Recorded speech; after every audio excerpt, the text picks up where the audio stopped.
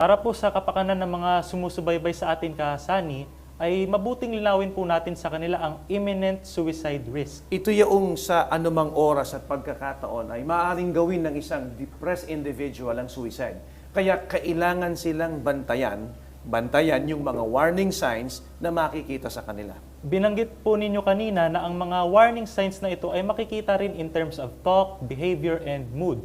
Tama ka riyan, sapagkat kapag ang isang tao ay bukang bibig na niya, talk, no? Yung isa sa mga binabanggit, na tapusin na ang buhay niya, wala na siyang dahilan para mabuhay pa, o di kaya pabigat na lang siya sa mga mahal niya sa buhay at sa ibang tao, dumadaing ng hirap na siya sa kanyang buhay, at hindi na niya kaya at parang pakiramdam niya ay trap na siya o wala nang matatakbuhan pa, ang gayon po ay alarming na.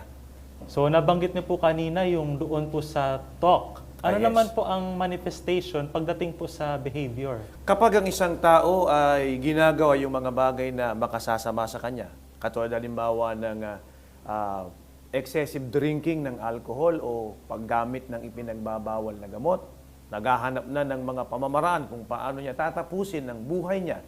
Halimbawa, kapatid na Sak, nagre-research na siya sa internet o sa anumang kaparaanan at mga kauri niyan, nabanggit natin kanina na nag-withdraw pa yan sa mga social activities o hindi na siya sociable, hindi na binibisita o tinatawagan yung mga kaibigan at nagpapaalam na mawawala na siya sa mundo, ipinamimigay yung mga mahalagang gamit niya at nagiging aggressive na.